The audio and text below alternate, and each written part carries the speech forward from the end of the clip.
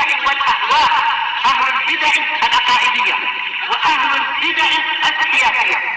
نقول بيننا وبينكم السلف، بيننا وبينكم الكتب، كان فيقول البدع بيننا وبينكم. Bismillahirrahmanirrahim. Alhamdulillah wassalatu wassalamu ala Rasulillah wa ba'd. Kita meneruskan bacaan kitab Bulughul Maram yang ditulis oleh Al-Hafidz Ibnu Hajar Al-Asqalani rahimahullah. Kita sudah masuk di bab Jum'ah, di bab yang ke-12 di kitab Shalah. Di semua ada pertemuan terlibat tentang larangan seseorang meninggalkan Jumat, ya, sebagaimana sholat-sholat yang lain. Bahkan barang siapa meninggalkan sholat Jumat 3 kali, ya, maka akan distempel hatinya, ditutup hatinya. Bahkan dia ditakutkan termasuk orang ghafil, orang yang lalai. Ini ancaman orang yang meninggalkan sholat Jumat karena tidak ada udzur di situ. Kemudian juga waktu sholat Jumat sudah kita sebutkan adalah seperti waktu sholat zuhur. Demikian juga mereka para sahabat dulu tidaklah makan, ya, makan siang. Demikian juga tidaklah mereka itu tidur di siang hari kecuali setelah sholat Jumat. Kemudian disebutkan bahwa Nabi pernah beliau berkhutbah, tiba-tiba datang rombongan saudagar, rombongan orang bawa barang-barang perniagaan dari Syam. Mereka meninggalkan Nabi SAW berkhutbah dalam keadaan berdiri, sehingga tidak tersisa kecuali 12 orang. Ini sebagai dalil sebenarnya bahwa 12 orang itu sah untuk ditegakkan sholat Jumat. Tidak bisa mengingkari seorang, kan, hadis ini. Kemudian juga kita sudah sebutkan yang benar adalah sah dengan 2 orang saja, sebagaimana sah sholat berjamaah dengan 2 orang saja. Kemudian berikutnya hadis yang kelima. Qala Allah Ta'ala, yaitu hadis yang ke-416. Ani bin Umar dari sahabat Abdullah bin Umar radhiyallahu anhu. Imam Al-Hafidz Ibnu Hajar sendiri beliau menyebutkan bahwa Imam Abu Hatim mengatakan mursal. Walaupun sebenarnya tidak ada ucapan beliau mursal. Sebagian ulama mengatakan sahih, seperti Imam Syalbani rahimahullah. Tapi ulama kita mengambil ucapan para ulama. Abu Hatim mengatakan, ya, di dalam ilal beliau, ya, hadza khata' al-matan wa sanad. Ini salah dari al-matan, ini punya hadisnya dan sanadnya. Yaitu lafadznya man adraka min sholati rakaah faqad adraka. Man adraka min sholatin rakaah, barang siapa mendapati dari salat 1 rakaat, maka dia telah mendapatkan salat tersebut, faqad adraka. Ya, ini yang sahih. Tapi tambahan dari sholat Jumat ini dibicarakan. Itu. Kemudian juga ulama yang lain seperti Imam Daruqutni, ya, mengatakan itu berpenyakit juga mu'al. Ini yang benar adalah dhaif, ya, para ulama mengkritik hadis ini. Dari Ibnu Umar radhiyallahu anhu, qala, beliau mengatakan, qala Rasulullah, berkata Rasulullah sallallahu alaihi wasallam, man adraka rak'atan min sholatil Jumat. Ini lafaz yang dibicarakan dari sholat Jumat. Barang siapa mendapati 1 rakaat dari sholat Jumat, wa ghairiha, dan yang selainnya, fal yudhif ilaiha ukhra, maka hendaknya menyandarkan, menambahkan kepadanya yang lain.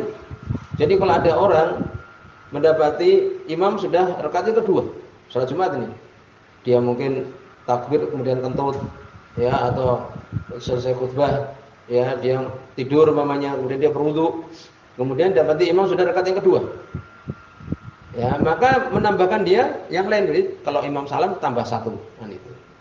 Demikian juga sholat yang lain. Waqat tamat sholatuh, dan telah sempurna sholatnya.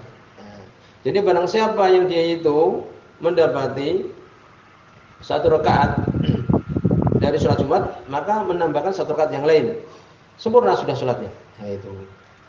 Demikian juga sholat yang lainnya demikian. Imam Nasai meriwayatkan, Imam Nasai, Ibnu Majah dan Imam Majah, wa Daruqutni dan Imam Daruqutni, wa lafdzuhu, ini lafaz beliau, lafaz Imam Daruqutni.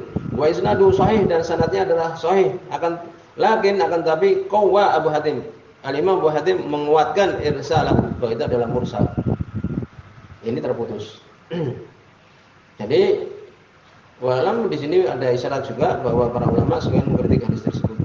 Saya dibicarakan seseorang apabila dia terlambat ikut sholat, seperti tadi kita sebutkan, dia habis, ya, khatib selesai khutbah tidur dia, dibangunkan kemudian terus dia wudu atau kadang kencing dulu, kemudian dia mau sholat, imam sudah rakaat yang kedua. Apakah ini dia menyempurnakan 4 atau 2? Kalau kemudian dia mendapati 1 rakaat, maka dia cukup menambah 1. Sempurna dia sholat Jumatnya tersebut.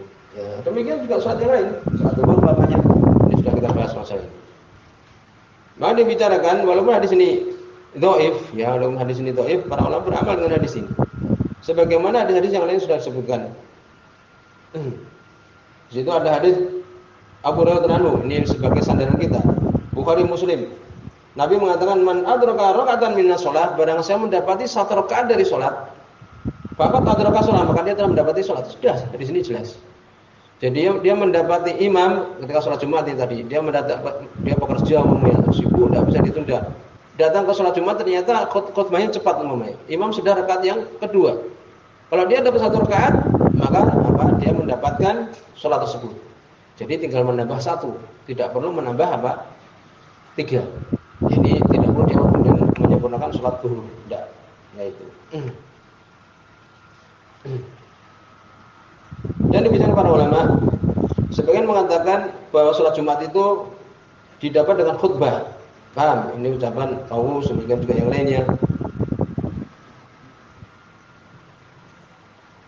Kemudian sebagian menyebutkan, ya, seperti Ahmad, demikian Abu Hanifah, berpendapat didapati dengan imam sebelum salam.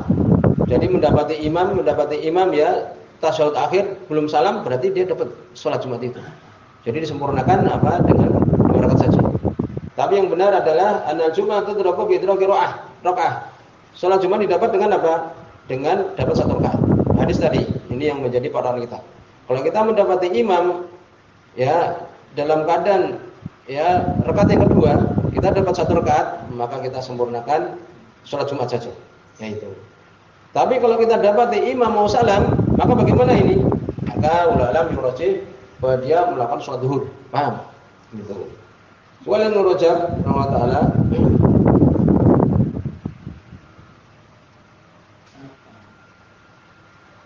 berpendapat atau demikian juga yang lainnya, barang siapa mendapati khutbah, maka dia mendapatkan Jumat. Apabila dia kemudian mendapati khutbah, ya, kemudian batal wudunya, pergi berwudu kembali, kemudian imam sudah selesai sholat Jumat, maka cukup dia sholat 2 rakaat. Ya, ini menurut pendapat dia. Ya, tapi yang benar adalah ucapan jumhur, dia sholat 4 rakaat. Jadi kalau kita ikut khutbah, kemudian kita kentut umpamanya, kemudian kencing juga, kemudian kita mau sholat, imam sudah selesai, bagaimana ini ya? Kita sholat zuhur, paham? Kita sholat zuhur, jelas masalah ini. Ya, selesai masalah ini. Berikutnya hadis yang ke-6. Qala Allah Ta'ala, ini tentang khutbah hendaknya dalam keadaan berdiri. Wa Jabir bin Samurah, dari Jabir bin Samurah radhiyallahu anhu, ana Nabi sallallahu alaihi wasallam, disebut Imam Muslim ini. Karena yakhutubu qa'iman, beliau berkhutbah dalam keadaan berdiri. Berkhutbah itu ketika sholat Jumat berdiri.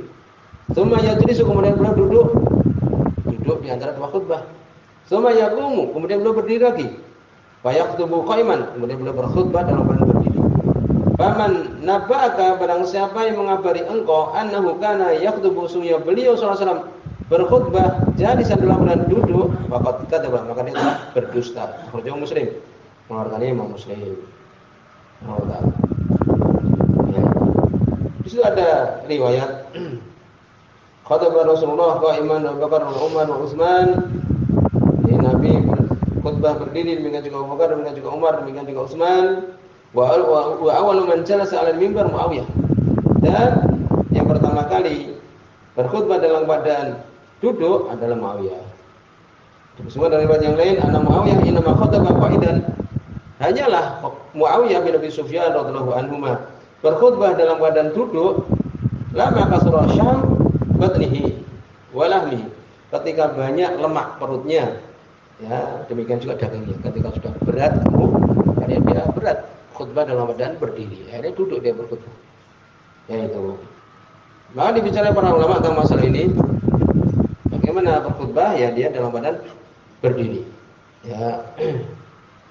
Lalu bagaimana kalau kemudian duduk? Ya para ulama ini jumhur ulama berpendapat istihbab qiyam, disukai berdiri. Karena itu perbuatan Nabi sallallahu alaihi wasallam. Dan makruh duduk. Ya, makruh duduk. Kenapa demikian? Karena Nabi senantiasa berdiri. Ya. Dan tidaklah perbuatan Nabi itu, perbuatan Nabi sallallahu alaihi wasallam tidak lebih dari sunnah saja. Berarti menunjukkan kalau duduk berarti makruh itu aja. Paham? Bukan berarti enggak sah. Bukan berarti kalau khutbah duduk enggak sah, tidak. Karena perbuatan Nabi wa hadza la yufidu aktsar min ta'kidil istihbab. Perbuatan Nabi itu tidak memberikan faedah lebih banyak ya dari mustahab. Tidak berfaedah lebih banyak dari kuatnya disukai. Gitu aja. Tidak ada kemudian perbuatan Nabi menunjukkan wajib. Ini kaidah ushul fikih. Perbuatan Nabi tidak menunjukkan wajib. Paling tingginya adalah sunnah itu. Kecuali perintah Nabi sallallahu alaihi wasallam dan sebagainya. Yaitu.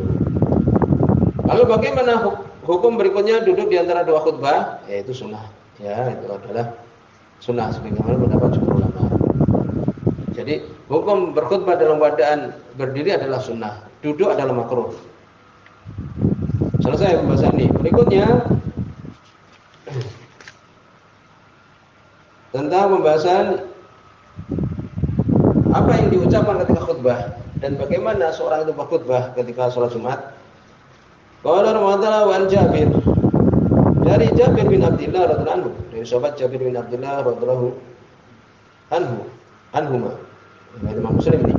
Orang beliau mengatakan karena Rasulullah adalah Rasulullah sallallahu alaihi wasallam, karena yang menunjukkan senantiasa ya, di antara maknanya idza khataba, apabila beliau berkhutbah ihmarat ainah, memerah kedua matanya.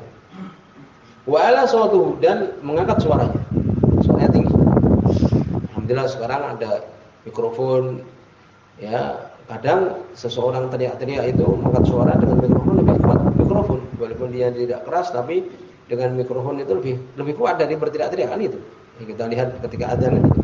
Dia teriak-teriak adzan, kadang jarak 100 meter tidak dengar, tapi kalau dengan mikrofon walaupun orangnya tidak keras, suaranya tidak berteriak, suaranya lebih kuat. Maka di sini Nabi sallallahu alaihi wasallam boleh mengangkat suaranya. Ya. Wastadda ghadabu, dan sangat marah beliau. Istadda ini sangat kuat, ini sangat marahnya. Hatta kanahu, sampai seakan-akan beliau mundiru jais, pemberi peringatan dalam pasukan. Ya, yaqul, mengatakan, ya ini pemberi peringatan di pasukan itu kan, pemimpinnya, komandannya. Sabbahakum wa massakum. Ini bagi-bagi kalian dan sore-sore kalian. Ini maksudnya perhatikan. Wa yaqul, maka kemudian beliau mengatakan, ini di antara sunnahnya ketika berkhutbah, amma ba'du, maka setelah itu fa inna khairal hadithi, kitabullah, sungguhnya sebagus-bagus ucapan adalah kitab Allah, ini Al-Qur'an. Wa khairal hadi, dan sebagus-bagus petunjuk hadi Muhammadin, petunjuk Muhammad sallallahu alaihi wasallam. Wa syarrul umuri, dan sejelek-jelek perkara-perkara muhdatsatuha, perkara-perkara yang barunya, perkara-perkara baru padanya. Wa kullu bid'atin dhalalah, dan setiap bid'ah adalah sesat. Rawi Muslim, riwayat Muslim. Riwayat dalam riwayat lahu, ini milik Imam Muslim. Kanat khutbatun Nabi, adalah khutbahnya Nabi sallallahu alaihi wasallam yaumul Jumat, di hari Jumat, yahmadullah. Kalau mazhab Syafi'iyah seperti Imam Nawawi mengatakan rukunnya khutbah. Ya, yusta'nas depan mereka para ulama, dianggap kita ingat itu, tapi yang benar tidak termasuk rukun. Ya. Sebenarnya berpendapat dari hadis ini rukunnya ketika berkhutbah, rukunnya, pokoknya tiang yang ketika berkhutbah, ya, memuji Allah, yahmadullah wa yusni alaih, dan menyanjung Allah Subhanahu wa taala. Menyanjung atasnya, memuji dan menyanjung Allah Subhanahu wa taala. Tsumma yaqul, kemudian mengatakan ala asari dzalik, atas setelahnya, ya, bekas darinya, dari itu, yakni kemudian mengatakan setelah itu waqad ala sautuhu, dan beliau mengangkat suaranya, wa fi riwayatin lahu, dan dalam riwayat yang lain. Jadi mengucap alhamdulillah, nahmaduhu wa nasta'inu wa nastaghfiruh, kemudian amma ba'du. Ya itu. Wa fi riwayatin lahu, dalam riwayat milik Imam Muslim juga, ya, menambahkan mayahdillah fala mudilla lahu, barang siapa yang Allah berikan petunjuk, ya, man yahdillahu, barang siapa Allah berikan hidayah pada dia, fala mudilla lahu, maka tidak ada yang menyesatkan untuknya. Wa Wa may yudlil, dan barang siapa yang Allah sesatkan, fala hadiyalahu. Fala hadiyalahu, tidak ada yang memberikan hidayah padanya. Wali nasai wa imam nasai wa kullu dhalatin finnar, dan setiap ya yang sesat di dalam neraka, yaitu semua yang namanya adalah sahih, ya, sudah sahih. Maka hukum khutbah ya yang benar pendapat jumhur ulama ila anna syartu li sholati Jumat, syarat sahnya salat Jumat. Khutbah itu adalah syarat sahnya salat Jumat. Jadi kalau cuma salat saja tidak sah salat Jumatnya. Ya itu insyaallah demikian. Ya. Semua nama Tuhan, fasahulah dzikrillah, lebih baik maka bersegeralah kepada zikir kepada Allah. Berarti khutbah ini adalah rukun. Dan tinggalkanlah jual beli. Ya. Salat yang benar. Ya. Lalu terjadi perselisihan setelah khutbah itu adalah syarat sah salat Jumat. Apakah disyaratkan 2 kali khutbah? Tidak. 1 adalah cukup. Ya, 1 cukup. Walaupun sunnahnya adalah apa? 2. Ya, itu. Jadi istihbab yang sangat 2 kali khutbah. Khutbah pertama kemudian kedua kemudian khutbah lagi. Ya, itu. Tidak ada masalah yang lain. Ya, insyaallah teruskan sampai di sini. Subhanallah.